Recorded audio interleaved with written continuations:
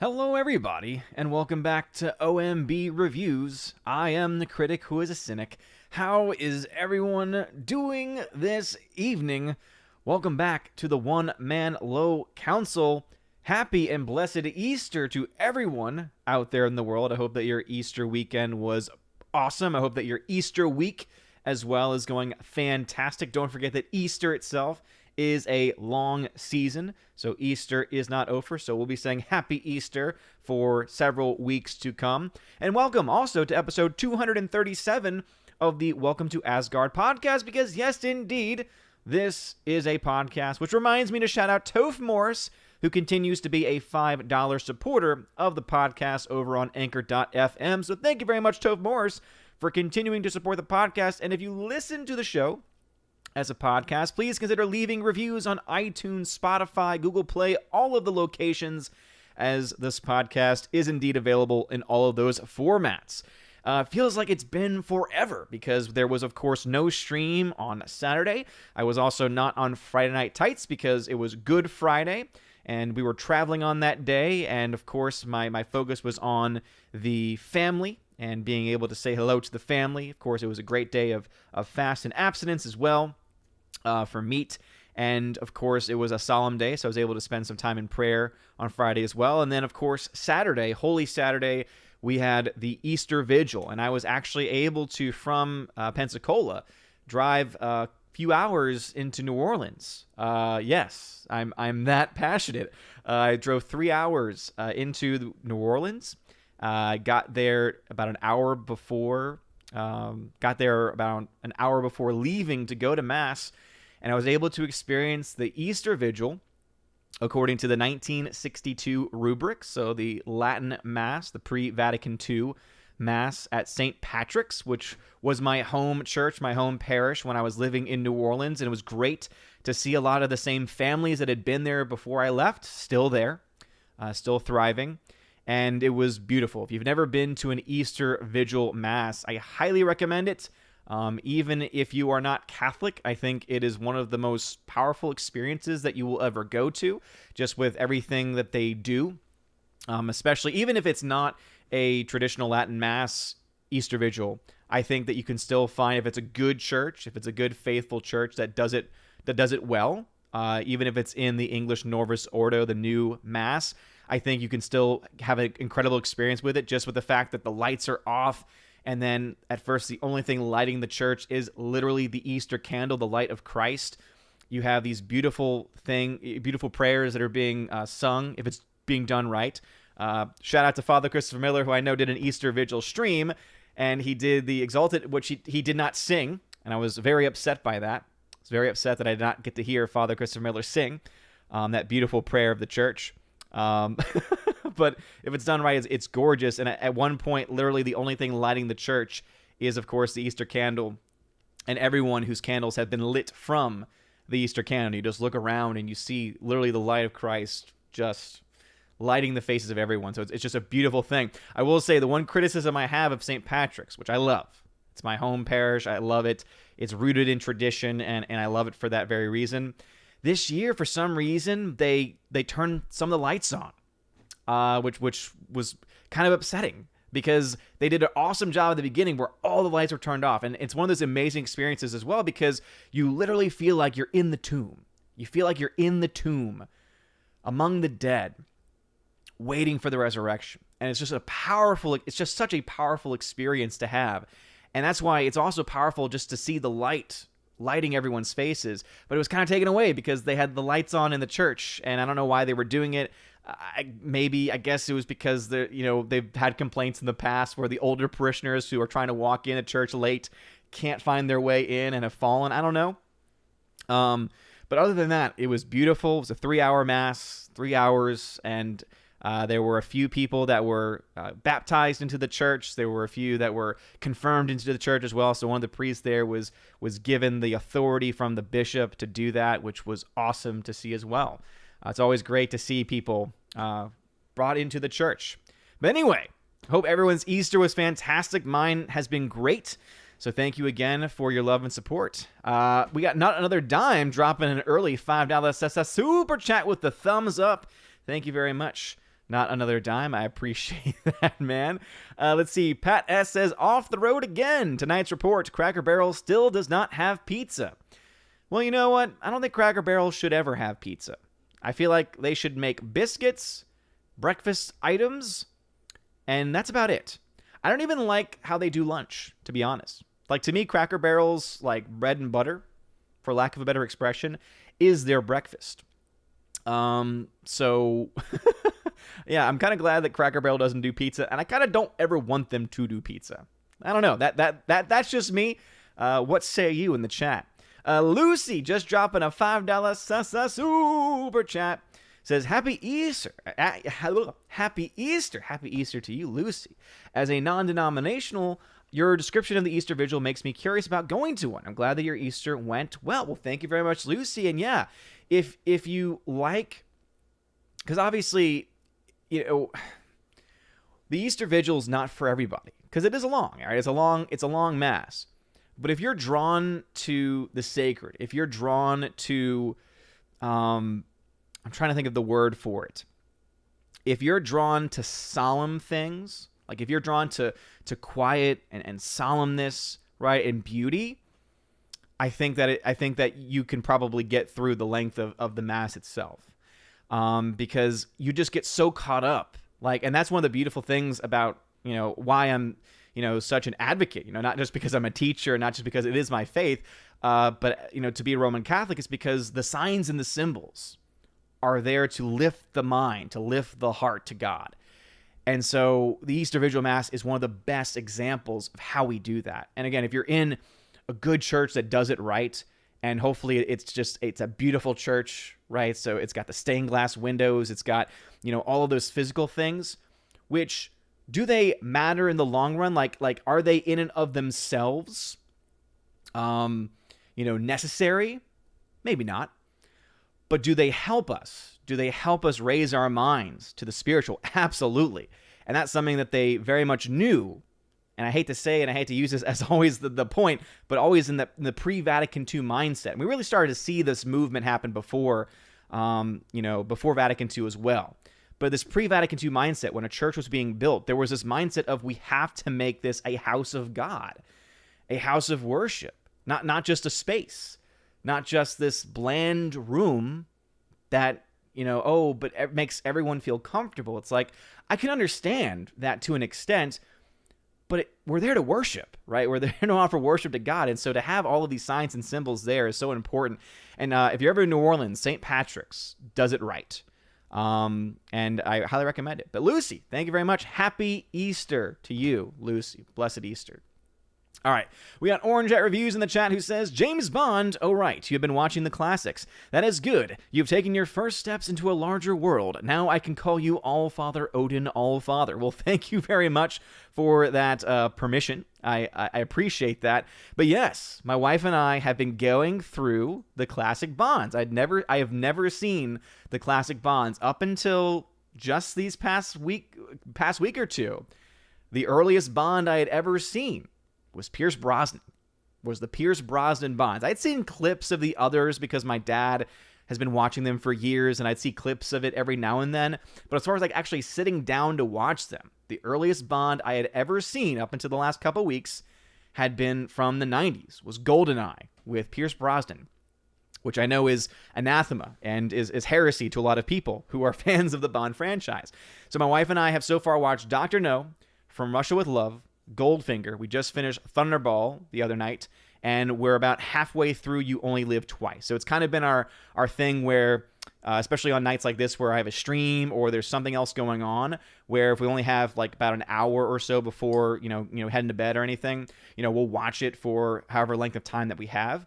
And so that's why we're kind of doing it like almost half and half at a time, whatever time we have available, really, since she works throughout the day. And of course, this past weekend, we couldn't watch it at all because we were with family, but that's kind of how we've been getting through them. And I will say so far, I've actually very much liked them. My wife and I have found them entertaining. And my wife always asks the question, I wonder if they were taking themselves very seriously or if they knew that there was a lot of campiness. Like, did they recognize at the time the films were being made that there was this level of campiness to them? Or is that just the 2021 mindset looking back at these films made in the early 60s and looking at them as camp, and originally they weren't able, they weren't looked at that way?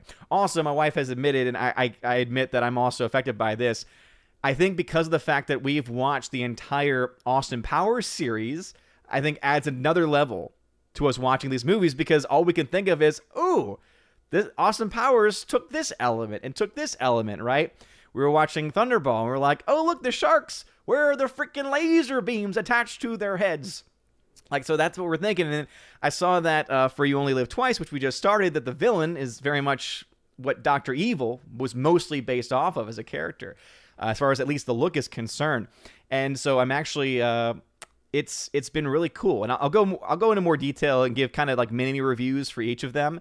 But I will say that the first few kind of blend together. Like, I have very similar views of the first few movies, and there's one that I actually was not that big of a fan. And I'll talk about that as well. All right, Dean J in the chat, what's going on? Andrew Hoyle says, hope everyone had a happy Easter. Happy Easter, Andrew Hoyle. I know it's late over there. Snortopoopus Cuber at 637 says, hello, humans and other quitters. Hello, Snortopoopus. How's it going? We got Tina B, Empress of the Universe, in the chat. Hail to you, Tina B. And it says there that Stephanie has been sick, but she will be here, Steph. If you're watching this, if you are now live in the chat, please take the night off. Chill out. Take some rest. Your health is the most important thing at this point. Roger H, thank you very much for the $2 Canadian super sticker. I'll see what the sticker was or is once I get to it in the chat. Brian Barth in the chat, hail to you. 13th Warrior, hail to you. Glad to have you back. Forever Sci-Fi, what's going on? Gmonkey76 here. Brian Barth saying, have you seen Westworld? Yes. And Westworld Season 1 was pretty solid. I agree with your assessment there. However, just like with most modern-day television and movies, especially ones that are behind the paywalls of HBO and Showtime, etc., could have done without the nudity. I understand it's kind of like a part of that universe, that it's people using the machines for their own gratification and pleasure, but I still hold that you don't have to show everything. I still hold that you don't have to be as graphic as they have been. But yeah, Season 1's good. The rest, haven't seen Season 3 because Season 2 was so not as good as Season 1. Like, there are moments I liked. There are other moments I like the characters, I think, more than the actual show itself in the Season 2. To the point where even my wife was like, I have no desire to watch Season 3. And she's not bothered by the same things that I'm bothered by. So I think that says something about just the quality of the show kind of going downhill. Kara Tharp, what's going on? Welcome back to the chat. Glad to have you here. Pat S says, I am here. I will be expecting hellos for the next 5 minutes if anyone wishes. To the rest of you, hail. Well, hail to you, Pat S. We got Hypern X13 Soul Assassin in the chat. ZK Man, what's going on, ZK Man? Hail to you. All right, he says, hello all, how's everyone doing? I'm doing just fine, We got Baby Thor on a new schedule today, so it was interesting. Today, by the way, because I have this whole week off, and so you're thinking to yourself, well, then why didn't you make a video? Why didn't you finally make a video for the OMB report? Which, by the way, YouTube has just removed another one of my OMB report videos from the fall. So again, videos that have been up for months, now they're just randomly removing them. But today was really nice. Today I actually got to just relax. After I mowed the lawn, had to mow the lawn. Lawn was insanely the lawn.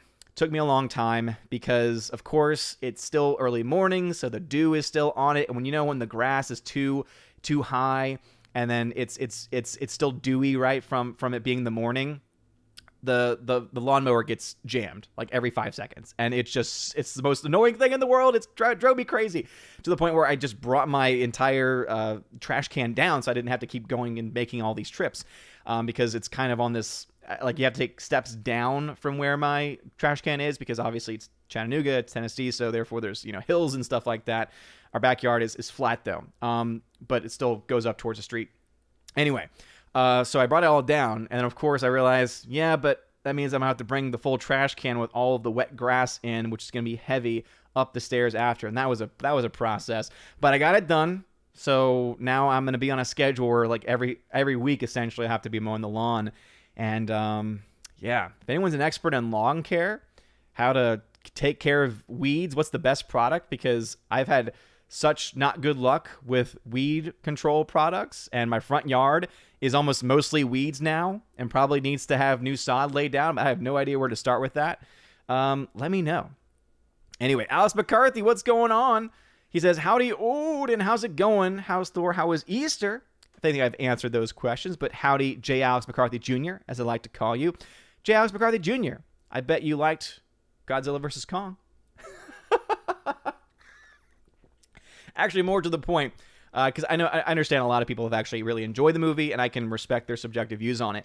But Alex McCarthy, the real question is, what did you choose in the poll that I put on for the channel I think I put it up last night, or this, I can't remember. I think it was last night, which is, what is the best Indiana Jones movie? I bet you chose Crystal Skull. I bet Alex McCarthy thinks Crystal Skull is the best of the Indiana Jones movies. And that would make him a sick man. All right, let's see. Who else in the chat? Orange Hat Reviews. The comment was there, and then the chat jumped on me. Hope everyone is doing very, very well. Hail, everybody. Let me see if I can find that comment. Luckily, no comments were skipped, which is great. Camden Heights, what's going on? Celebrating a 4-month sub streak over there. We also got Phonemo in the chat over on D-Live. What's going on, D-Live fam? All right, Orange Hat says, my Easter was blessed, and a friend sent me an Easter chocolate from Germany. Ooh, nice. Very, very good. By the way, Evan S., thank you again for sending the chocolate. Just tried some of the bunny earlier today. It's good stuff. I'm actually going to let my wife chew on it, though, because she is a bigger fan of the semi-sweet. I like the semi-sweet a lot, but I'm like that milk chocolate. Like, I love like the really sweet milk chocolatey stuff, but I like semi-sweet too. But my wife loves semi-sweet, so I'm going to let her have some of that bunny too. All right, let's see. HyperNex13 says, Happy Easter, my brother. Long time no see. Hope you and the fam are doing well. Thank you, sir. Evan S. at 7 o'clock said, I'm having surf and turf. Ooh, very nice. Evan S. Speaking of Evan S., hail to you. Brian Barr says, do you think something is wrong with the rating system? Oh, yeah, the rating system's been broken for a very, very long time. To me, I feel like we should just have it be very simple, which is just tell us a breakdown of what's in the movie as far as like language and stuff, or more so, I think that's, I don't know. Yeah, I mean, I'm kind of mixed on the rating system because part of me thinks, well, why don't we just abolish it? But at the same time, I do want to know what's in the movies, right? Especially for the fact that, you know, I teach kids and I have a kid of my own now. And so I kind of want to be able to know what's in these things, right? I want to be able to know what's in these things. And that's one thing the rating system does is it allows us to know what's in it. But at the same time, it's, again, there are certain subjects that are rated as PG-13, which maybe don't have to be PG-13. And then there's others that are listed as PG that might actually be in some households PG-13 content, right? Because I feel like some of the things are kind of subjective, right? I think the rating system itself can actually fall more into subjectivity than objectivity. And I think that, you know, it's one of those things where, you know, a movie gets hit with an R rating, and that deeply affects things like its box office. It deeply affects things like who would be interested in actually seeing the movie itself. And it could be rated R simply because of violence, right? And obviously people are going to have different opinions on that, right? I think more people, at least this might be an American thing, I think more people would be willing to have, you know, violent movies that get R ratings because of violence be rated PG-13 than movies that have a lot of cursing, right, that are rated R. I think more people are understanding of the R rating for a lot of cursing and foul language and nudity and sexuality versus violence, right? Because if I'm watching a war movie, for instance, I think that a lot of us want to have that war movie be as historically accurate as possible, which might mean it has to be kind of graphic. And some movies get hit with the R rating, and that can sometimes be very detrimental to people being able to watch it. Or I think it was Passion of the Christ, you know, got hit with the R rating because of the violence in there, and it meant that a lot of people were kind of skeptical about whether or not to bring their kids, so much that they actually released a PG-13 version of it, which is just a few minutes shorter, and it's just not as graphic in the scourging scene and in the crucifixion scene. But I think that those moments are so crucial. This is where the subjectivity comes into play. I think that seeing those things is so crucial, especially to someone of faith, especially as a younger person growing in the faith, to say, this is the person I believe in. Oh, this is what the crucifixion was like. Oh, now I understand what when I look at the crucifix, or as a Catholic, when I look at the Eucharist, this is what I'm receiving. This is who I'm worshiping, right? And it brings, I just think, a greater sense of realism there. So films like that, it's like, no, I don't see those films needing to be rated R. But again, that might also be a cultural thing too. James Daché, what's going on, good sir? Thank you for the dollar donation via Streamlabs. Says, hey, Odin, what are thoughts on the movie Independence Day from 96? Do you consider it a classic? I enjoy it for what it is, but I also think it's a movie of its era. Hope you're doing great. Yes, I would call it a modern classic. That's my definition. A modern classic is 96 Independence Day. That was actually, it was a movie of its time. It has one of the best speeches ever written. The speech given by Bill Pullman as President of the United States. This is our Independence Day. Fantastic speech. Still holds up to this day. Some of the effects, not so much. But again, for its time, I think it still mostly holds up. It's unfortunate that they had to make a sequel as far removed from the original as they did and as bad as it was. Even though they were able to keep a couple of the original people in it, like Bill Pullman, for instance, it couldn't hold up. It couldn't hold up. And so the original, though, from 96, I would call it a modern day classic. Yeah. And I thoroughly enjoy it for what it is. I agree with you there.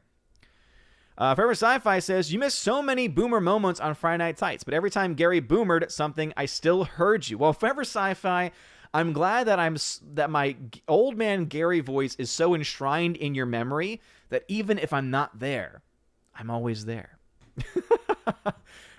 Speak of the devil, Father Christopher, hail to you, Father. Glad to have you back in the chat. Nathan Slay, hope you heard me criticize you for not singing the Exalted. Nathan Slay says, happy Tuesday, Odin. Just before I start asking questions to you, is tonight an open forum or not? Does it say open forum? Because if it doesn't say open forum, then I would keep those questions away. So tonight the topics are Easter, James Bond, and movie talk. So try and keep things within that purview.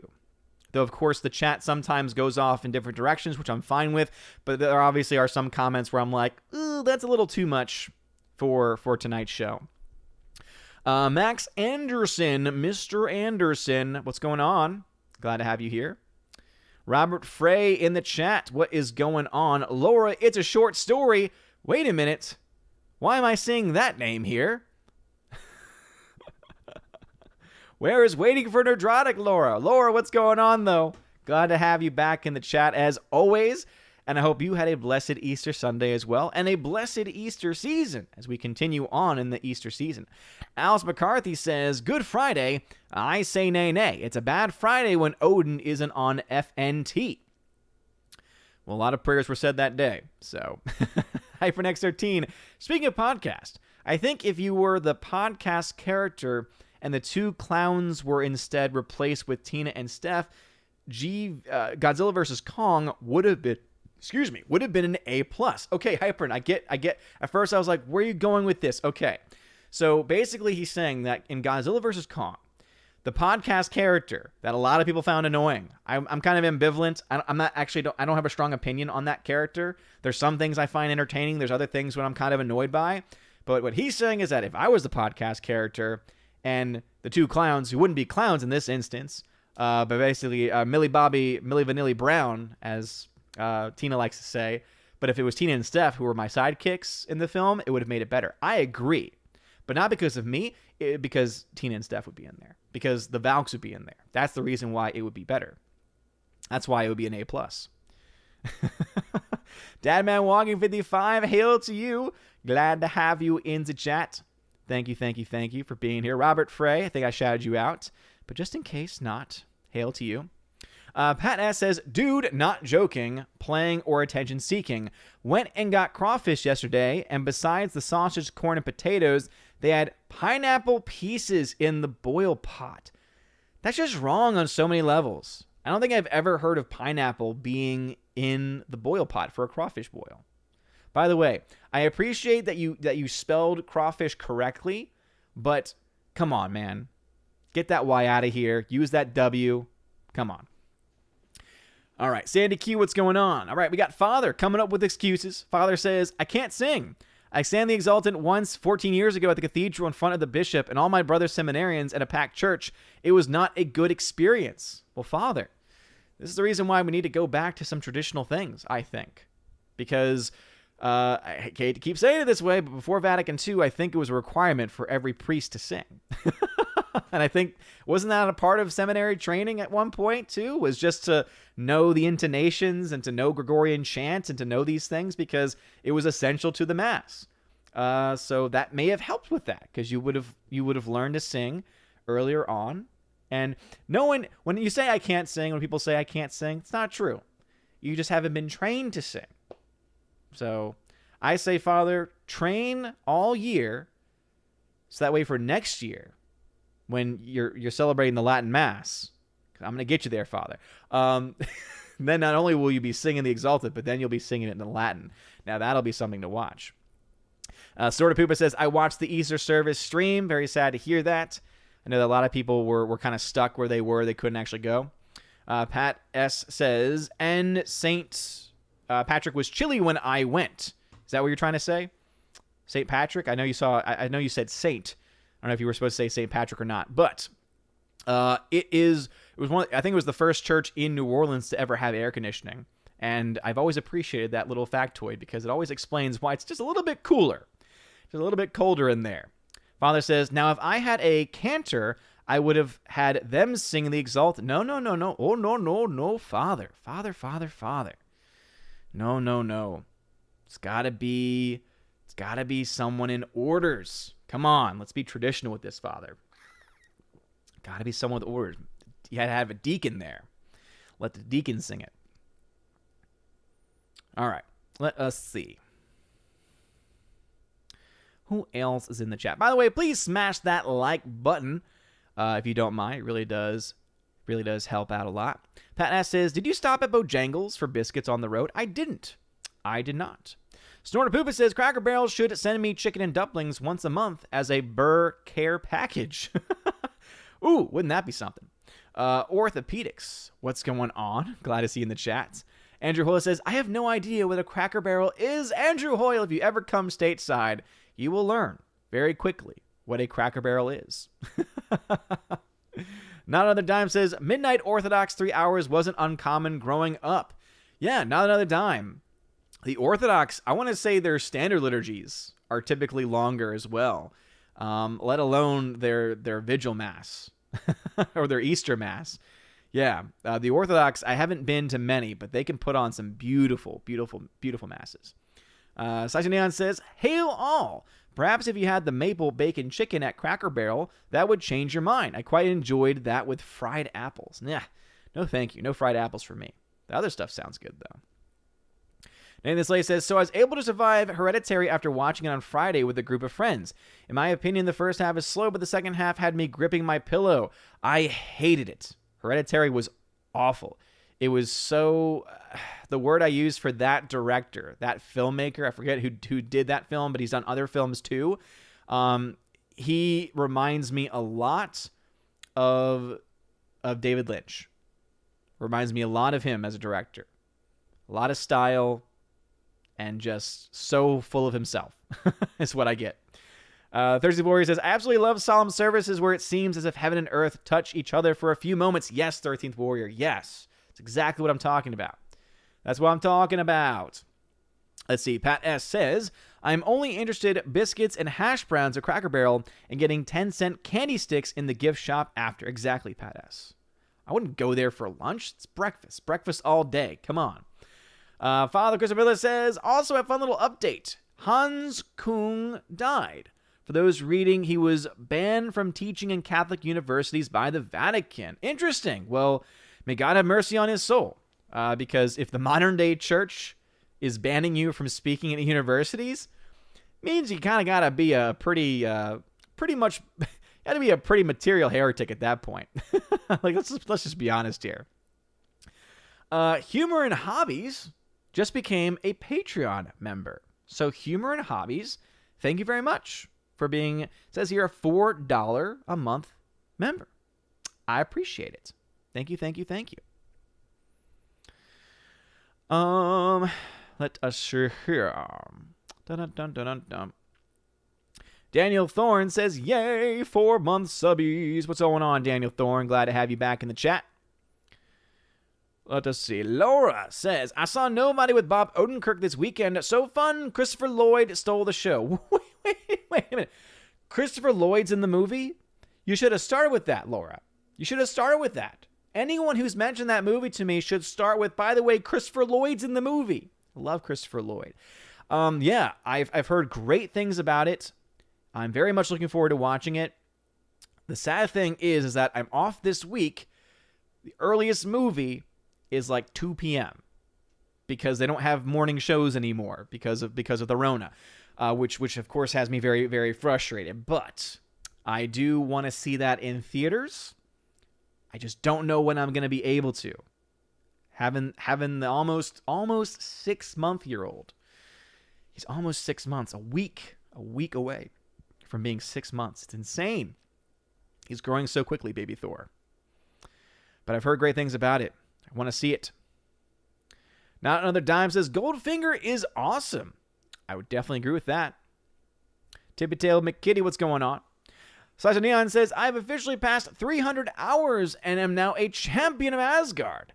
If the lasses in the chat wish to address me, Stud Muffin of Asgard, that works too. Hashtag dream on. Hashtag never gonna happen. Well, yes. Slicer Neons, I know that you've been pushing me to add some more categories for people that have been watching for as long as you. Haven't gotten there yet. As you all know, I fall behind on a lot of things. But Slicer, thank you for being here as always, man. Roger H, I just see that now you gave a super sticker of the thumbs up, so I appreciate that. Dark Shadow Logan, welcome to the chat. Glad to have you here. Rusty Shackelford, what's going on? Andrew Hoyle says, Peter Sellers was the best James Bond. Peter Sellers was James Bond? Again, I don't know if I've gotten that far yet. Forever Sci-Fi, I don't know the history of it either. Forever Sci-Fi, GoldenEye had Sean Bean die, so it's legit. I agree. GoldenEye, for sure, is fantastic. No doubt about it. All right, Daniel Thorne says, Odin in Snyder Cut, how did you feel when the Justice League delivered Steppenwolf to Darkseid's loving embrace? I was glad I didn't have to listen to his silly voice anymore. I know some people have been like saying, oh, the voice was so cool, and I'm not dissing the voice actor or anything like that, but like, did anyone else when they were watching the Snyder Cut get the impression that he just wasn't a very bright person? Steppenwolf? Like the voice itself made it sound like he couldn't speak English. I don't know, it's just something I got from it. It sounded like he was speaking, it's almost as if they decided to take I'm trying to think of the word for it, a caveman. Like, you know how there's like caveman English where it's like very broken and me like this. That's what it felt like. I don't know. I felt that even more so in the Snyder Cut version. Michael Skewiff, thank you very much for the 10, I'm going to say euro? I still can't tell the difference between the signs. So it's a super chat, though I appreciate it still. Says, did you see Coming to America 2? And if so, what did you think? How did you compare it with the 1988 original movie? I have seen neither the original nor the sequel. So I cannot speak to the sequel or the original. And I understand that is heresy to a lot of people as well. I'm working on it. Anyway. Pat S. says, if a few kids fail religion, you can teach summer school and show religious movies. See, Pat S., if I had to teach summer school, I wouldn't do that. I'd want to actually, teach them. Because here's the thing. If you fail my class, it means that there's a lot of issues going on. Like that's all I'll say about it. Because the way I have my grading set up is that if you do the in-class work, which is take notes, do journals. If you do that, even if you struggle on the test and quizzes, it's still very hard to actually fail. It's still very hard because of the way that I have my class structured. That being said, there are people who, when I do check your notes, because I don't check them every day, right? I usually finish a section and then check the notes. People don't bring them in. People lose them. People miss a lot of days and then never make it up. And so when you have that going on and you're not doing well on the tests and quizzes and you're turning in stuff late, well, then at that point, then yeah, it absolutely becomes possible to fail my class. We'll see. But typically, if you're failing my class, you're failing a lot of other classes. It's typically the way it goes. And also, I usually find there's an interesting connection between my class and history. Normally, if you're failing my class, you're also failing your history class. And it's just because I have a very historical mindset in general, and so I think that carries over into my class and my teaching style as well. Roger H says, hey, that didn't take 20 minutes. Well, when you get early, it doesn't take very long. Yeah, when you super chat and donate and stuff like that, those take those are instant, because those you kind of jump the line. If it's in the general chat, though, I usually fall 20 minutes behind. As I think this stream is making very clear, because I'm about 20 minutes behind. Anyway, Keck44, what's going on? Alice McCarthy says, Westworld Season 3 was meh. Yeah, that's what I've heard. Here that I haven't really missed anything. Father says, Westworld, I know the answer is no, but have you seen Westworld the movie? And again, I know the answer is no, but how about the TV show from 1980, Beyond Westworld? Well, I'll have you know, Father Christopher Miller, I have seen half of the Westworld movie. I was on a plane, and I forgot what service it was, but they had like the TV service where you could get like free movies and stuff. And I watched half of Westworld. Never had a chance to actually finish it. And it wasn't as good as the show, season 1. Wasn't as good as season 1 of the HBO series. So I never had the desire to really go back and rewatch it and actually watch the entire thing through. I have definitely not seen the TV show, though. But I have seen half the movie. So, Father, I'll have you know that you're wrong. Slicer Neons, what's going on? I already shouted you out. Griffin Turbo. I was looking at the other name. Travis Adams. What's going on, Travis Adams? Nathan Slay says, after I watched Once Upon a Time in Hollywood for the first time, that was pretty good. My thoughts after thinking about the movie for a while, the movie might actually be great. I agree. The more you watch Tarantino, typically, the better it gets. David Stout, what's going on? Glad to have you in the chat. Pat S. says, the new Batman trailer for Long Halloween dropped today. The guy from Supernatural is doing bats. Ooh, interesting. Haven't seen it. Have an extra teen. Hey, brother, a lot to catch up on, but I finally got to see Cobra Kai, I think?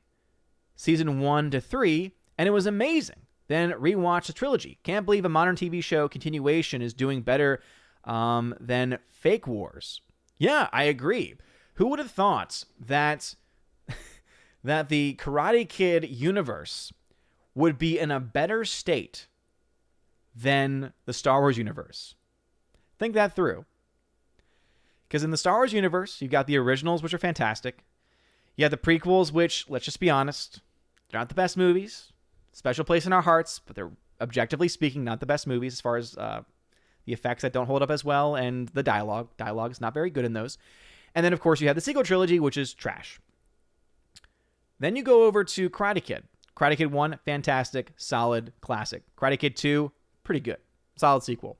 Karate Kid 3 kind of falls into where those other, kind of falls into like where the prequels are in Star Wars, where it's like, I mean, it's got one of the most corny villains of all time, but hey, you watch it because it's just, why not? Yeah, there's a love interest that's there and then just disappears randomly, but hey, it's okay, it's fine. It is what it is. And then, of course, you get the next Karate Kid, which I'm actually a big fan of. I actually like the next Karate Kid. One of my favorite scenes in that is when the monks are dancing to, what is it, Enya? Are they dancing to Enya, I think? But anyway. And now, of course, you have Cobra Kai, which every season of Cobra Kai so far has been absolutely solid and fantastic. So, yeah, isn't it kind of crazy that the Karate Kid universe is essentially in a better state currently than Star Wars? It's interesting. Let us see. Laura says, did you see Odyssey trolling YouTube on Twitter? I did not see that, but I did hear, and I got a notification that Odyssey is rolling out live streaming, so it's not live yet for my channel. I think they started out with 500, and then they'll roll out to more. I didn't even see a section on Odyssey, though, for live streaming. So I don't even know who can live stream or where to actually watch it. But yeah, Odyssey finally getting into the live streaming game, and I cannot wait to start doing live streams over there. I hope that they can work with Restream so that I can simulcast, because I love being able to simulcast. I love being on DLive right now. I love Obviously being on Periscope for people just to know that I am streaming on Twitter, which I am back to. However, oh, by the way, you will thank me this. If you are a user of Twitter, and I don't recommend it, go to my Twitter account, which is at Odin's Movie Blog. I can't change that, sadly.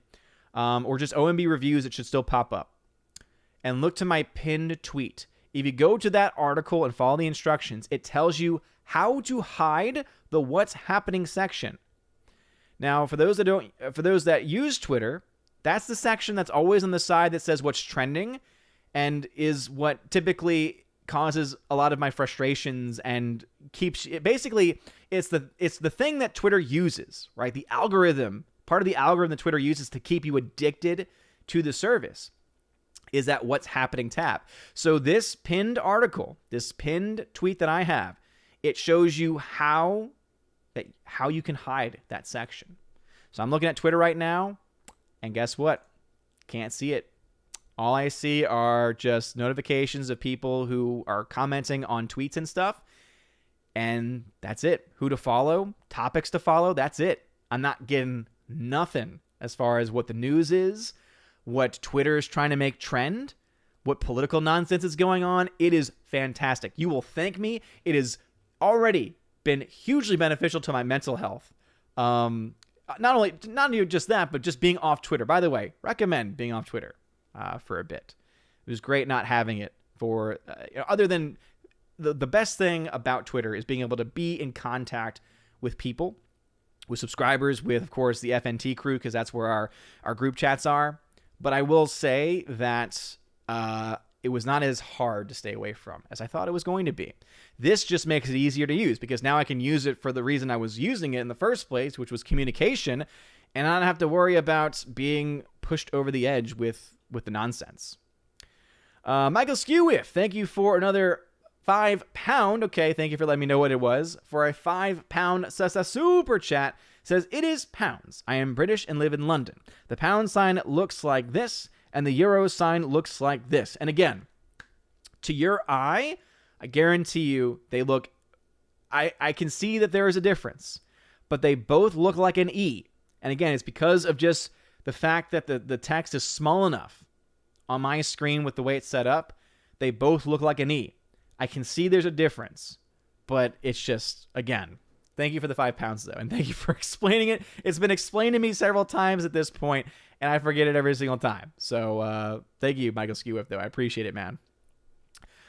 James, another dollar donation via Streamlabs, says, out of all the Bond films you have seen, which Bond would you say is the worst? I think the worst Bond movie is Quantum of Solace. Yeah, if we're talking about every single James Bond movie, including all the new stuff, Quantum of Solace is by far the worst. It is by far the worst out of them all. Out of the classics, though, so I'll give my little reviews of the Bond films now, since you have me talking about it. By the way, Infearter, thanks for becoming a member at the Citizen of Asgardian level. I appreciate that. So Dr. No, 1962, was solid. And when I said mini review, I literally mean it's going to be a mini review. I give the first 3 Bond films all B+. Dr. No, From Russia with Love, Goldfinger. They're all solid. Excuse me. They're all solid for different reasons, and they're all a lot of fun. They're all cheesy in their own way as well. It is hilarious to see, the womanizing and all that kind of stuff that gets, everyone triggered today. And my wife, rolls her eyes every now and then when James Bond says or does something, obviously. And so all 3 of those movies, though, are solid.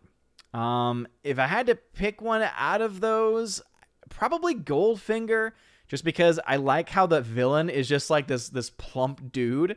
Like, I thought that it would be, I don't know, because obviously all I can think of is Goldmember from Austin Powers, but the fact that he's just like this plumpy dude, it's like, oh, okay. I was just waiting for him to go, I love gold. But I guess I had to have to pick Goldfinger because it's the newer of the films, and they had developed basically everything they were going to do. Also, it's the first movie of the James Bonds to actually feature the intro with the intro song proper to the movie.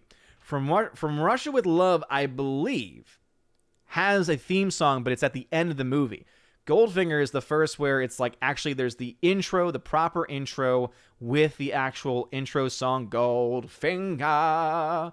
And then of course I think from that point on, I'm assuming, because they did it in Thunderball, so I'm assuming that it's going to be the same for all the other ones, that'll be consistent. But let's talk about Thunderball. Wasn't a fan. I wasn't a fan of Thunderball, and I don't know what it is about Thunderball. I think the ending, for one, is just very abrupt. He gets pulled out of the raft by the plane, and that's it. And the other guy that was in the water, the guy that was bad that turned good, whatever happens to him, it felt very abrupt. And there were other moments in the movie too that felt very abrupt, and I just wasn't a big fan of it. Also, the sequences showing like the island's version of Mardi Gras also were just like very annoying because with the whistle, it was just the event itself. I was like, I could never go to that event on this island with the whistles and everything. Like, I would go insane. I'd be like, stop. There were some things I liked about it, right? I love the sharks, obviously. I thought that was great. Also, the underwater sequences were interesting. They had underwater scuba fights. I never thought I would see an underwater scuba fight before. Nowadays when we hear about underwater fights, we get Aquaman, which you all know I have issues with.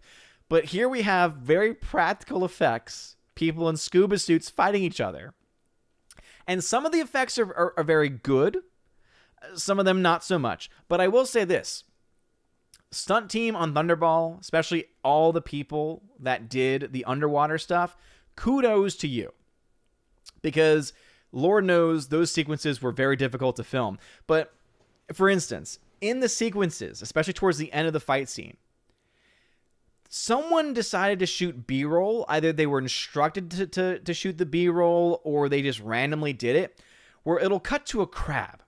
Like, there was one scene where they cut to the crab in the middle of the fight, and the crab's just walking around in the middle of the fight, and it's a real crab, and it's just chilling there. So I'm like, is this just like them filming underwater, and they're like, oh, look, there's crab is here. Let's get the crab. Or did they actually plan on shooting the crab in the first place?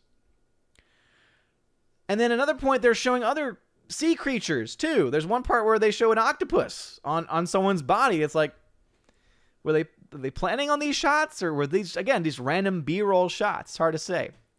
Also, I'm pretty sure that they actually shot real sharks. Like, they show real sharks in the movie, and at one point, like, they're shooting at them.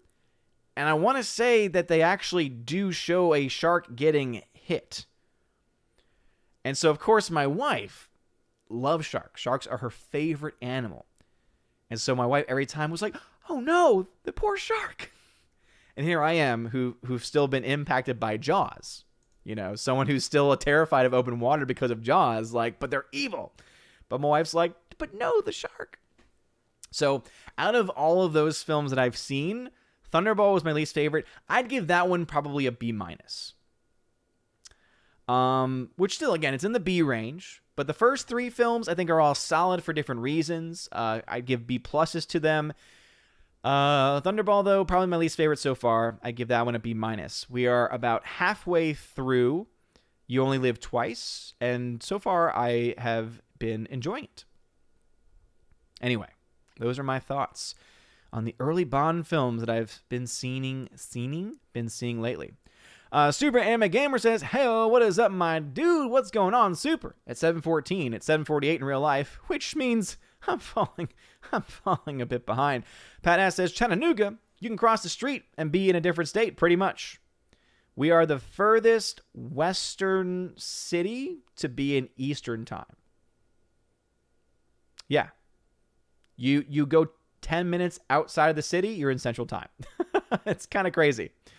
Father Christopher Miller says, lawn tips. Take 2 gallons of gas and spread it around the weeds.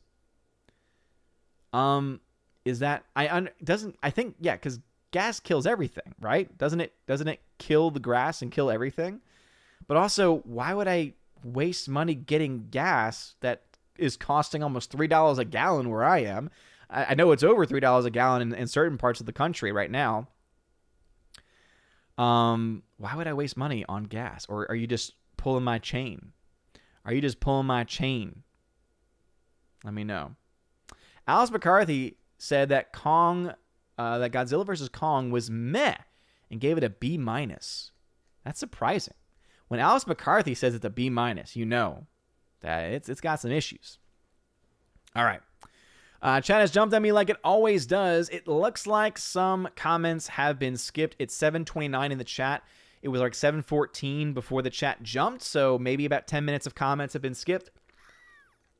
If you've been here the whole time and you know for a fact that your comment was before 7:29 and it hasn't been read and you did everything correctly, then you may need to post it again. Don't double post, though. If you've left at any point since the stream started, assume that it's been read. Daniel Thorne says, how long till the OMB report comes back? I'm going to try and get an episode out this week because I'm off the whole week. So I should be doing one this week. I am thinking and rethinking, though, how to do the channel, though. Because, not because I'm afraid. You know, I'm not afraid of YouTube. I mean, I say screw YouTube all the time. But I'm kind of rethinking about the direction of the channel. Possibly being focused more so on faith issues, to be honest. But we'll see. We'll see. Daniel Thorne says, Peter Sellers is in the 1967 Casino Royale. Ah, okay. Gotcha. Gotcha. Camden High says, George Lazenby on Her Majesty's Secret Service was actually good in my opinion. Yeah, I've heard mixed things about it, right? That's the only Bond film he ever did, because obviously that was like the transition time away from who had been Bond for so long, Sean Connery, it's just so funny to hear the history of that, because he made his own Bond movie that's not in the canon, but then but then he came back after and did it. Again, the fact that he made his own Bond, but then also like took a year off, but then came back to do Bond one more time I just think it's hysterical. But yeah. Daniel Thorne says, the Bob Odenkirk movie Nobody was great. Godzilla vs. Kong was pretty good. I love the visuals and fights, but the story and plot were lacking. Yeah, see, that's my issue, is that good story is essential for a movie to be good. If a movie does not have a good story, it cannot be an objectively good movie. Which is why if subjectively you enjoy the film, hey, more power to you. Right? That's the whole point of subjective opinion. But there are some people who are trying to argue, I think, that it's an objectively good movie, and I'm sorry, there's just no argument to be had there when you pay attention and break down the story. It just really does lack a lot of different ways. And I don't think the fights are all that good either. I thought they were cooler fight sequences in King of the Monsters, and I wasn't a fan of that movie either. So, anyway. But yeah, I've heard great things about Nobody. I'm very excited to hear that. Or rather, I'm very excited to see that. I just don't know when I'll be able to. So hopefully soon. We'll see. All right, back to the YouTube chat. Dean J says, you have to see Nobody. Trailer does a phenomenal job of selling it. I haven't even seen the trailer yet, and I might not even want to watch it. I love Bob Odenkirk, and someone said Christopher Lloyd's in it, so I'm sold already. Let's see. Billadamp73. Are there any movie critics out there you trust to not be wokes or shills? Roger Ebert was the last one I trusted. As far as literary critics, I don't really follow them as much anymore, because I used to know more about them when I was actually using Rotten Tomatoes, but I don't really use Rotten Tomatoes anymore because the site's broken and they hate fans, and you know they're shills. Rotten Tomatoes literally is a shill website. So there probably are some good critics on there. I couldn't tell you their names though. As far as YouTube critics are concerned, I always will say that one of the best every guy, every day, like every man dude guy thing. That was a weird way of saying it. But basically, like, the best of the just, hey, I'm just a dude talking to a camera movie reviewers is Jeremy Jahns. I love Jeremy Jahns. Jeremy Jahns is very much trusted. He is a guy that will not just shill for a movie. If he has a problem with a movie, he will talk about it. For instance, he actually was vocal with Star Wars, which, again, was very rare, especially with as big of an audience as he had. He has shown a lot of interest and support of Geeks and Gamers and the Fandom Menace in previous streams where he randomly jumped in and like dropped super chats and stuff. I remember when this was going on months and months ago. But anyway, so the fact that he was doing that just made me respect him even more. So Jeremy Johns for sure. My boy John Flickinger, who I do a podcast with on Patreon, on his Patreon and my Patreon. We do a podcast. We try and keep it bi-weekly, but schedules are what they are. But anyway, John Flickinger, he doesn't do as many videos nowadays because he's been doing mostly live streams. So he's cut down on doing dedicated videos, but he does like a live stream like once or twice a week where he talks about pretty much everything movie related. So he'll get his reviews out then. But anyway, I trust him on that because he's also someone that's just willing to be honest with it. And I know that not everyone's a fan of his as far as his movie reviews are concerned, because he definitely can come across as a shill. And I'm not saying that he hasn't shilled for movies in the past, but I still like Chris Stuckman. I think that Stuckman, especially his older reviews, I still think hold up, because if you're looking for a more professional, if you're looking for a more analytical approach to movies, Stuckman is the person to go to. And I would say he's the most trusted out of the more technical reviewers out there. Obviously, if you want to go super technical, can't go wrong with Mahler, right? But then you're watching 3 hours of video for an hour and a half movie, or vice versa. But yeah, that would be what I have to say about that. So hopefully that helps you. All right. Hybrid X13 says, why the heck is Saul Goodman killing people? And Dr. Brown traveled back to team up with him. Great Scott. Sounds fantastic. Father Christopher Miller says, Peter Sellers was James Bond along with Woody Allen in 1967's Casino Royale. Also had David Niven, Orson Welles, and Ursula Anderson. I didn't realize that they were multiple James Bonds in that movie. I know it's a comedy, but... Sort of Poopus says, they made a pretty bad version of Casino Royale in the early 60s. I think there was a joke, though, because Woody Allen's in it. So I assume that wasn't that they tried to make it bad. It was just trying to be funny. That's just what I see. Pat S. says, did you see the sacrilegious movie that came out Friday? I think the guy from The Walking Dead stared. I don't know about the stare. I don't know what that was supposed to say at the end there, but I think it's called Unholy. And yeah, someone from The Walking Dead is in it. He was also in Supernatural. He played the dad in Supernatural. Yeah, I saw, my wife and I got a random trailer for it, but it was weird because we were like watching YouTube or something and we got a trailer for it, but it was a Spanish trailer. We got a trailer in Spanish, but the movie was in English. So like all the promotional materials were in Spanish, but the actual text from the movie, like the actual sound from the movie was in English. And so that was my introduction. And no, I have not seen it, but it looks awful. Yeah. So no, I have not seen it. Hybrid X13, Legolas. He is the Linkathon. He is Lynchathon, son of the pretentious. You owe him your allegiance, Boromir. This is David Lynch's heir, pretty much, Hypern. Yes, that is fantastic and correct. Robert Moobley, what's going on? Orange Hat Reviews says, you have not seen Coming to America. Error 404, neural link crashing.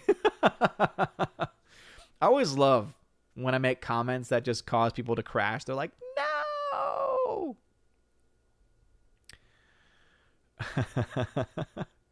Dean J says, can we see the doggos? How are they? The doggos doing fine. They're up with Mama. They're up with Mama Freya right now. But they'll definitely be back soon. Definitely be back soon. The issue is that why they haven't been on more recently is because River, for some reason, has been having issues not going to the bathroom, specifically number 2. And I've done it on stream before, and I don't want to ever do it again. But obviously, there is a chance for her to do, to go number 2 in the room on stream, and I don't want to deal with it. So, see, Gab Amazing tagged and says, what do you think about the massive box office success of Godzilla vs. Kong, and that it'll be the first blockbuster to break even and hit $100 million domestically? Well, Gab Amazing, I don't know if you've been following me or not on Twitter. It is still not quite sure if it'll break even. There's a good chance it will. It had a very strong opening weekend here domestically. It had a very strong opening weekend also in a lot of the Asian markets where it's been out for a little while too. We'll have to wait. I'm paying attention more to what the next weekend's numbers are going to look like. If we see a massive drop-off, and we might, again, it's kind of hard to predict these things sometimes, but if we see a massive drop-off, there's still a very good chance that it won't break even, because it's still about $100 million in the hole. Because remember, you don't just take raw numbers in versus raw numbers spent. Remember that they only get about 60% of the box office. They only get about 60% of the box office. Also, when you're dealing with the foreign countries, they usually get not as much as they do in American audiences. Also, we don't know how much they've made off of HBO Max. We just don't know that. Like some people are trying to say, well, if you add all these things together, it's going to break even. Well, again, we don't really know that yet. There's a very good chance it's made a crap ton of money compared to a lot of the other films that have been released during the COVID times. And I will say that I'm actually pretty impressed by that, by the fact that the last movie that came out, King of the Monsters, was really not that much of a financial success. Like, it didn't make a whole lot of profit, if any. So it'll be interesting. So you're making a lot of assumptions there, Gab Amazing. So we don't know if it's going to break even yet. There's a good chance that it might. Again, hitting $100 million domestically, I wasn't even aware that it was even close to doing that, because I know it did well opening weekend, but let's see. Trying to think about, because it's been so long since I've done the box office breakdowns. Box Office Mojo. I hate using Box Office Mojo, but it is what it is. BoxOfficeMojo.com. It changed its whole thing, and it was just not very good. But anyway. All right, so domestically, it's made $48 million. So it's only made $48 million so far, which again, opening weekend, $32 million, pretty good start. $48 million right now, again, pretty good. So there's no guarantee it'll cross $100 million, though it's very likely. Again, if it's already halfway there, there's a good chance that just over time it'll get there. But as I said, if there's a massive drop-off in week 2, then that changes everything, right? A lot of people thought that Wonder Woman 1984 was going to make a lot of money. And then it underperformed first weekend. So obviously this is different already because this is overperforming, right? But Wonder Woman 1984 not only underperformed, it then also had a massive drop-off in various countries. So Godzilla vs. Kong, strong start, but can it keep that momentum going? If next weekend there is not a massive drop, if by next weekend it crosses like $350 million internationally, which is possible, if it's gonna make its money back, it's gotta hit 350, because that's the sign that, okay, this movie's gonna make close to $400 million by the end of it, if it gets that point. But if it barely crosses $300 million by next weekend, like if it drops that much from week to week, then it might be a different story. So I don't like. It's very bold for you to say that after week 1. A lot of people make bold statements after 1 week of a release. I'm not that person. I tend to wait. Week 2 is always the telltale sign for me. All of my predictions are always based off of the first 2 weeks' performance. We don't have that yet. And that's the first 2 weeks after domestic release. So, and that gets very, very tricky when we talk about movies getting released in different countries at different times. So, see, Father Christopher Miller says, if you watch only half of The Godfather, could you say you saw The Godfather? Father, are you trying to equate The Godfather to the movie Westworld? I mean, Father, come on. Come on now. Sort of Poopa says, I wish I had seen only half of The Godfather 3, but I like the first 2. And yeah, Soul Assassin, it's because I don't like sand. Yes, that's true.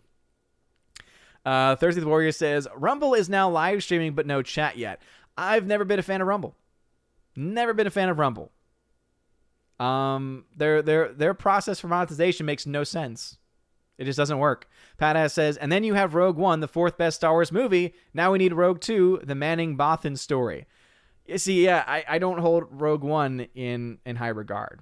I don't have as high of an opinion on Rogue One as some other people do. Planet Must Vlog, what is going on? Glad to have you here. G-Monkey76 tag says, I have a movie vlog, Inigo Montoya. You keep using that word. I don't think you know what it means. Well, that's why I'm OMB Reviews now. I review things. Brian Barth says, can you review all David Lynch movies since he is your favorite director? Heck no, Brian Barth, and I don't appreciate your sass. I don't appreciate your sass. Inverter says, don't recall canceling my membership. Bizarre. I don't know. YouTube does crazy, crazy stuff. Crazy stuff. I mean, they already unsubscribe people, so it wouldn't really surprise me all that much for them to have people be unmembered, as it were. ZK-Man says, don't know how many followers you are live streaming on Odyssey. I haven't tried it yet, but when you do get access, the go live button will be under the upload section. Interesting. Okay. Yeah, I mean, I didn't really know where to look at it, but I didn't see, like, when you go to the website, on the left-hand side where it has its sections, I don't understand why there's not a live tab yet. There should be a live tab. Like, that's like basic 101 stuff. And I don't understand why that's the case. But I'll go ahead and try and sign in. ZK-Man says, I got lucky to be one out of the first 500 to get the button. Ooh, ZK-Man. Good job. Yeah, it may have been more than 500 since last time I checked, but that was the original number. Was like they released it to 500, and then they were going to release it to more people if everything held up. But the fact that there's not even a live streaming section yet has me concerned. It's like there should be a live section. I don't know. It seems to be pretty straightforward. Let me see. I'll go ahead and pull it up and see. You said it's under the uploads section. So do you have to, like, press upload? We'll see. All right. Snortapoopus says, if my last name was Coppola, maybe I could have got a part as a polar bear rug in Godfather Part 3. And if you were, it would have been the best movie ever. Soul Assassin, what's your favorite Austin Powers movie? The first and the second, I think, are the best. But the third has some funny moments, too. Specifically, as someone says, I love gold. Yes, exactly. Exactly. In Theater. The taste of it. The feel of it. Yeah, so there, I press the upload button. It says upload new channel, sync YouTube channel. And then I click on this. And okay, so it doesn't look like I have that button yet based on that. Now, if I go to uploads, yeah, so it doesn't look like I have that yet based on what I'm seeing. But congratulations that you got the button, ZK-Man. Father says, just tweeted you H. John Benjamin's Archer doing a review of the Bond movies. I'll try and watch that when I can. But I've been doing a lot of reading. So I mentioned that earlier. So just to give a quick review of the of the books I've been reading. If anyone who's Catholic probably knows this guy, Father Ripperger. Solid priest. He's an exorcist, which is what he's mostly known for. He's mostly known for his talks on spiritual warfare, and exorcism. Creepy stuff when you listen to it. But anyway, he did a book called The Binding Force of Tradition. It's very, very small, so it did not take me very long to finish it. It's solid, though. It talks all about how tradition itself is binding and how the church cannot just deviate from it. So he's got a lot of... He doesn't specifically mention Vatican II by name, but you can tell he's throwing a lot of shade, saying there's a lot of things that came in those documents that have also... changes that have occurred since Vatican II that really, the whole... We hear in the church, it was really something that Pope Benedict XVI tried to push, this, hermeneutic of continuity. But if you actually pay attention to the documents and you pay attention to more so what the church did in reaction to the documents, there is a lot of break from the tradition of the church, which he lays out a very good argument is a dangerous thing and something that we should challenge and not accept. And then I also I've read probably 100 pages of this book today, and it's Introduction to the Holy Bible for Traditional Catholics by Timothy S. Flanders. This thing is brilliant. It's a great history of Scripture. It breaks down how Scripture itself... Remember, there was a huge oral tradition before Scripture was ever written down. So whenever you talk to people who say it's Scripture alone, only Scripture has authority, you have to ask them, okay, so what authority did St. Paul have? There was no New Testament back then, right? And also the Old Testament that St. Paul would ever reference, when he would reference the scriptures, guess what Old Testament he was referencing? The Septuagint, which has the deuterocanonical books that have not been accepted by a lot of Protestants. So it's like, you got to ask these questions. I'm like, man, there's a lot of really good stuff being brought up here. But anyway, great books. I highly, highly recommend them. Brightburn, 1985, thank you for the $5 SS Super Chat. He says, my favorite Bond films are The Living Daylights, License to Kill, GoldenEye, Casino Royale, and Skyfall. What's your favorite Roger Moore Bond movie? I haven't gotten Brightburn, 1985. I don't know if you've been listening the whole time. I have not gotten to the Roger Moore Bond films yet. So as I said, I've only ever seen, up until this past week or two, the earliest Bond film I had ever seen was GoldenEye. I had not seen any of the Sean Connery Bonds. And so now, about 4 or 5 Bond movies in, thoroughly enjoying it. I've been watching it with the wife. So once we get to the Roger Moore Bond films, I'll be able to give you an answer on that. But until that time happens, I will say, out of the list of movies you mentioned, GoldenEye, absolutely classic. Casino Royale, also solid. Probably the best of the Daniel Craig movies. And then I also like Skyfall. But I think Casino Royale is the best of the Daniel Craig movies. Deadman155 says, never thought I would hear a gold member reference here. Get in my belly. Yeah. Midnight's Edge After Dark. What's going on, Tom? Thank you for the $5 Super Chat. Says, believe it or not, watch 10 Commandments for the first time from 56. Epic and amazing. Looks glorious in 4K too. Can't recommend the 4K release enough. Mr. Roy, who's a member and a part of the Chosen of Valhalla on the channel, he posted the 4K of 10 Commandments that he got. He says it's the best 4K transfer he's ever seen. And he's a Blu-ray collector, 4K collector like I am. He's a physical media buff. So for him to say that is pretty huge. So also coming from Tom from Midnight's Edge, apparently if you are looking to get the 10 Commandments, get it on 4K. Apparently it's a fantastic release, fantastic transfer, which doesn't surprise me all that much because older films just have great, typically. There are a few exceptions, notably Terminator 2, which is the oddest thing. But typically, older films on film have fantastic transfers. Blu-ray, now, of course, 4K transfers. So because of that, and of course, before from Mr. Roy, I've thought about it, though I will say, it's been a long time since it's been years since I've seen the 10 Commandments from 56. And my first viewing of it, I kind of got bored by it, to be honest. It was a little on the long side. I tend not to do well with longer films. But typically, that depends on the mindset and the mood that I'm in. For instance, I was not a big fan of The Good, the Bad, the Ugly because I fell asleep. But that very well could be because I was tired. But it's always hard to tell. When I start a movie, I typically don't feel the sense of tired right away. It's one of those things that it comes a little later on, as it were. But anyway, Tom, thank you very much. And so it sounds like 10 Commandments on 4K is a good transfer. Good to hear. Long live physical media. I will always promote physical media here. Let's see. Hardwick says, what are your thoughts on the latest trailer for your adopted son's new show? It gives me Matt Smith era Doctor Who vibes. I have not seen the newest trailer, but based on what we've seen so far from WandaVision and the directions that they seem to be going in with Falcon and Winter Soldier, I don't have high hopes. I'm just going to be honest there. Let's see. Snorter Poopus. Also, Rosie G12. Hail Rosie. I've got like 15 minutes or so left of Notorious. I restarted it, and I like it.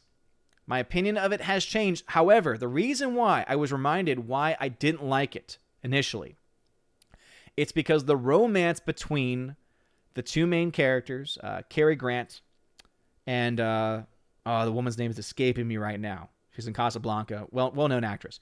But anyway, the romance between them happened way too quickly. Like, they admitted that they had only known each other for days. And they were like, we're in love. Or love. And I'm like, I don't like that. I don't like when stories do that, when they rush the love narrative a little too... Like, again, bothers me. It's kind of like, I guess, a pet peeve you could call it. And I felt like the movie kind of rushed that. But once that part's over and you get into the meat of what the movie is, it got really good. It got really good, and now there's this whole dynamic going on with the guy and his mom and a sickness, and if you know the movie, you know what I'm talking about. That stuff. The filming of the woman being sick. Brilliant stuff. Brilliant stuff. But anyway, I just want to let you know that I'm almost done with Notorious. Might try and do a review on that tomorrow. Let's see. Snortapoopus says, I love the way people made fun of the Goldfinger score, calling it Moonfinger, because the opening notes sounded like Moon River. It does sound a little bit like Moon River. That's great. Goldfinger. He loves gold. Hamilton Burger. Well, Thunderball isn't a fan of yours either. Well, I'm Hamilton Burger. I'm sorry if I offended you. Study B says, did you see the Godzilla vs. Kong box office? It made a lot. Well, it hasn't made profit yet, but it looks like it's on the way to. We'll know better after weekend 2. It's very likely, though. Snorpoopus says, did the crab get paid scale or a mention in the credits? I don't think it did. Which is sad. Very, very sad. But hail, Rosie G12. Glad to have you back. Kingslayer, welcome back to the chat. The cheese factor is here as well. Pat S says, then the crab broke out into Anda da Si. Now, see, that would have made that scene great. Right? They have the underwater fighting scene. They do this random shot of the crab, and then all of a sudden the crab just went, Anda da Si, Anda da Si. That would have been fantastic. D-Laugh fam. Let's see. Daniel Thorne says, nobody has a mid-credit scene. You're going to love the movie. Great action, great story. It's all around great. Fantastic. Daniel Thorne then says, the Unholy was trash. No horror-loving goodness there. Okay, good to know. Phonemo, I'm very happy that Godzilla vs. Kong outdid Mulan in the Chinese box office. It's both a good and a bad thing. It's good that it outperformed Mulan. However, is it good that China's making a lot of money off of that? Because remember, the Chinese Communist Party makes a lot of money off of the movies that are allowed to play there. So, I'll just leave it at that. Nathan Slay says, if anyone craps on Jaws around you, do you tell them how afraid it made you of open water? I don't know a lot of people that crap on Jaws, which probably means I know the right people. Army Dog says, how could you recommend Nomadland? That was the most depressing movie I've ever seen. Pet funerals are more upbeat. Well, I will say that it's not the most depressing film I've ever seen, and I don't mind depressing movies. So that's more of a subjective issue there. I recommended it because it's an objectively well-made movie that I thoroughly enjoyed. I never said that it was a happy, upbeat movie, though. If I ever said that it was a happy, upbeat movie, then absolutely I would have been selling you some lies there. But I never said that. So, all right. 757 in the YouTube chat. Looks like some comments have been skipped. Again, apologies if that is the case. It's YouTube. YouTube sucks. Hopefully, once I am able to start live streaming on Odyssey, it does not skip comments. That'd be great. Yes, thank you. Jeffrey Dean Morgan was the guys we were looking to earlier.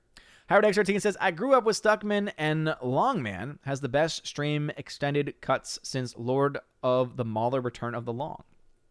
Interesting. Dean J says, the only issue I had with Godzilla vs. Kong was the moment humanity tried to stand up for itself. We became the enemy, dumb soy boy message. Yes, agreed. Also, pretty much anything, any part of the human story, I hated. The Bastard of America, back in the chat. T Down Under. What's going on? Let us see.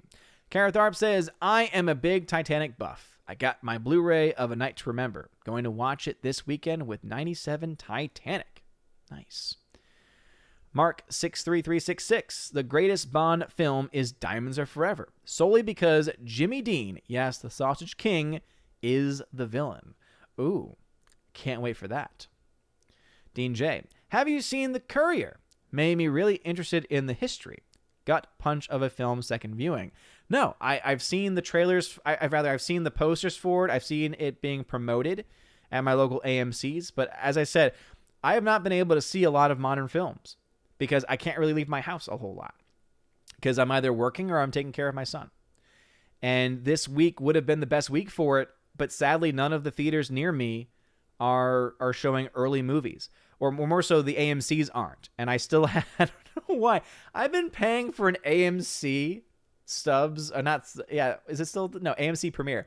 I've been paying for an AMC Premiere subscription because I want to support AMC. I want to support my local theater, but I've been paying for it for months. Like, the only months I haven't paid for it are the months when they stopped charging because they were shut down. But I've been paying that subscription for months now, and I have not seen a movie in a theater in like a year. And again, a lot of that was because of lockdown. But recently, again, the last 6 months at least, had a little boy had a raise. Laura says, I don't know why studios aren't re-releasing some of the classic movies in the theaters. There's really nothing out right now. I agree. And there are some older films that are being released, and I know that you weren't able to experience it because California lockdown was stupid, but early on, and some theaters I think are still doing this, they were showing a lot of classics. Like, they were showing original Star Wars, original Indiana Jones, Back to the Future, all that stuff. So I don't know if they're not doing that anymore or not. I don't know. Jeremy Zukowski, welcome back to the chat. Actually, I think it's the first time I've seen that name. Nathan Slade says, I love Stuckman. Jeremy Jahns is all right, but can come off too much like a fanboy than a critic. Jeremy Jahns is awesome. Don't you badmouth Jeremy Jahns in front of me. How dare you?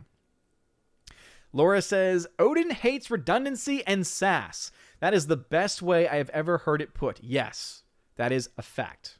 I don't like redundancy, and I don't like sass.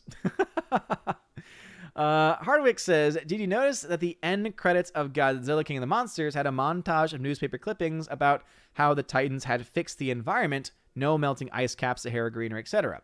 If you pay attention, Godzilla King of the Monsters implies that Emma's plan to save the planet by releasing the Titans not only didn't work at first because Ghidorah was an alien, but was a good idea once he was gone. Yeah, another reason why I'm not a big fan of that universe, because the stories are trash. The human stories are trash, and they're very much rooted, as you mentioned, in that environmentalist message.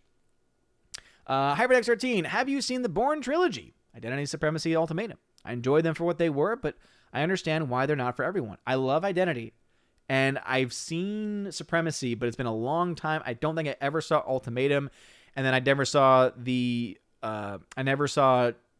Jason Bourne, the movie.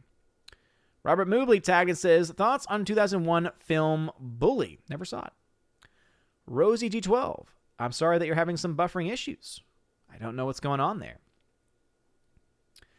Let's see. Crisco612 says, I know you have the Wednesday Raven Awards as anti-Oscars, but how many of the actual Best Picture nominees did you see?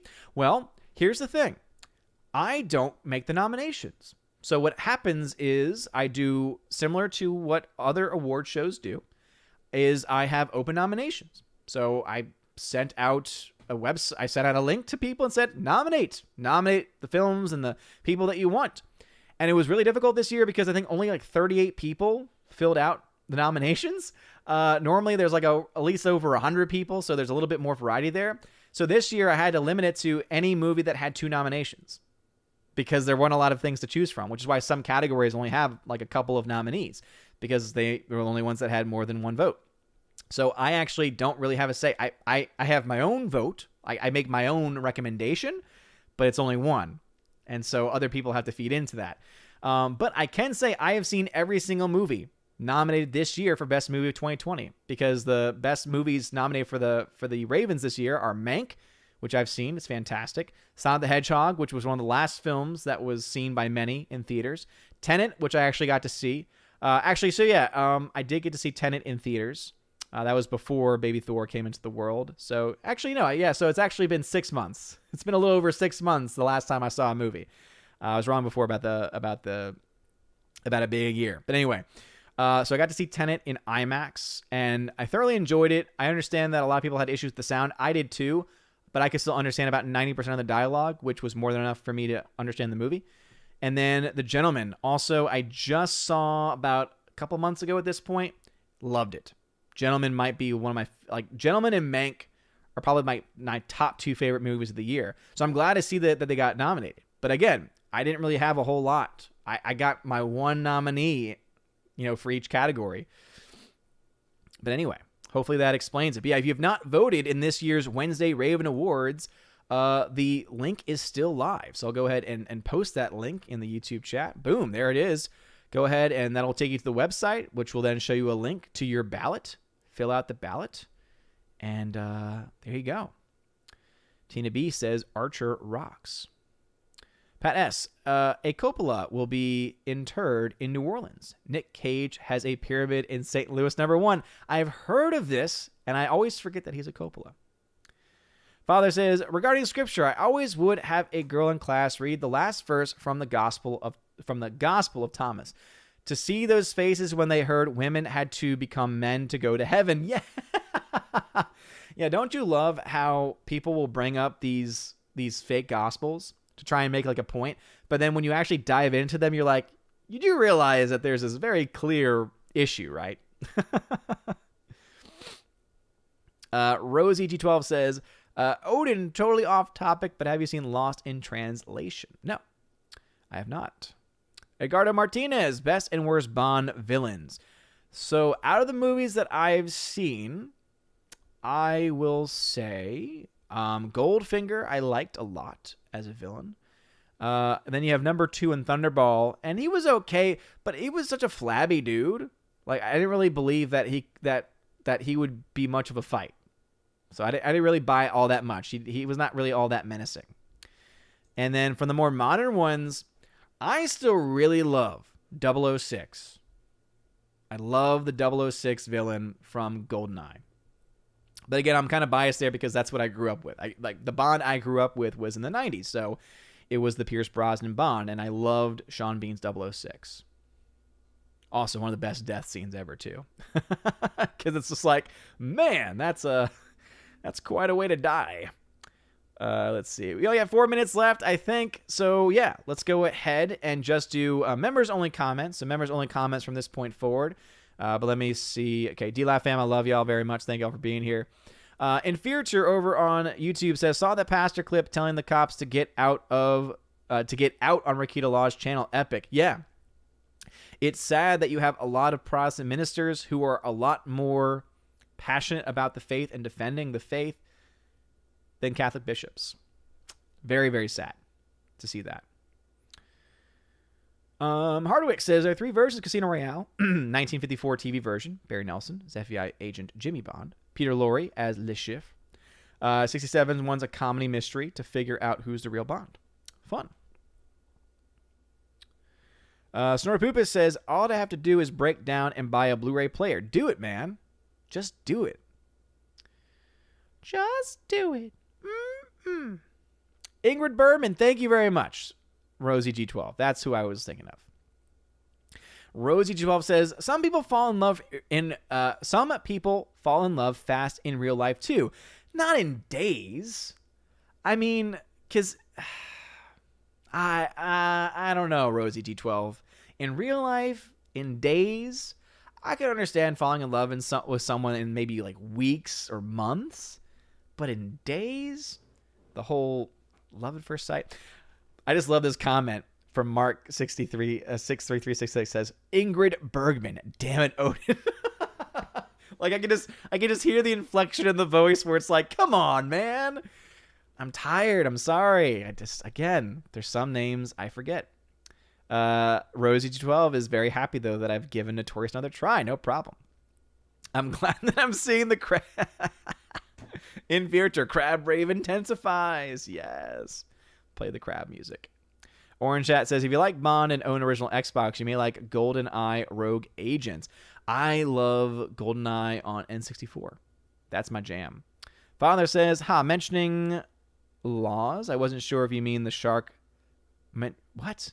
Oh, Mentioning Jaws, I wasn't sure if you meant the shark or the Bond villain. I have not seen the movie with him yet, but I've seen clips of that because I remember when my dad was watching the films as I was growing up, the one image from the films that always stuck with me was Jaws because of the teeth. Creepy, creepy, creepy teeth. All right. Members only comments. Let's see. Luckily, I'm not too far behind, it looks like, which is a good thing. Let's see. Make sure you smash that like button, too. 81 people still watching. Smash that like button. Get those likes up before we end this bad boy. All right. Hardwick says, if Godzilla can blast a hole all the way down to hollow Earth with his atomic breath, why can't he vaporize Kong with it while Kong is climbing up said hole? Great point, Hardwick. Again, the story of the movie is not good. It's got plot holes. It's got other big issues, like it just not being very well written. Again, I'm not defending it. Orange at Reviews. If anyone craps on Jaws, I will introduce them to my good friend Bruce. Jonah Hex, what's going on? Hail to you. Let us see. Venom Broly 93, what's going on?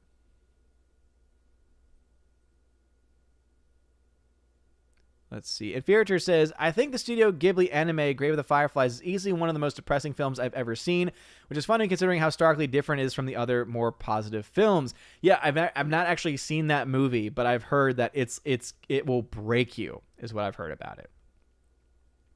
Hardwick says, in my opinion, the villain of Godzilla vs. Kong wasn't really a bad guy. All he wanted was for humans rather than kaiju to rule the earth, and he didn't even intentionally harm any humans. When he caught some of the protagonists trespassing on his property, he didn't even harm them. He just kept them in a room and treated them to a monologue. It's a fair point. Forever Sci-Fi. I hated the way the woman and mute girl treated the guy as a coward. He had PTSD from getting his brother imploded by the gravity change. They had to take their shots at men. Yep. There are a lot of issues. Venom, sorry about that. We're at members only. Apologies, members only. That Man Walking says, sorry, got to bail early, going to bed. Well, I hope you're okay, That Man Walking. We're ending the thing. Father says, Lost in Translation is awesome. There's a scene where the Japanese director gave Bill Murray 90 seconds of direction in Japanese, and the translator boils it down to 10 seconds. Oh, wow. Rosie12 says, do you have Lost in Translation, Odin? I will send it. If you don't, you will either love it or hate it. No in between. I don't have it. Beta Kyogre. Don't know if that's how you say it or not. Thank you very much. Appreciate that. New number 2 says, forgetting Nick Cage as a Coppola is kind of like forgetting that Charlie Sheen is an Estevez. But I remember that one. I always remember that one. I don't remember the other. Someone just say 90 Day Fiancé. Soul Assassin. Come on. 90 Day Fiancé. That whole thing is just ridiculous. It's sad. It's the sad state of our culture for when shows like that exist. Seriously. Alrighty. That is it. Even Mario was joined the only physical band. What?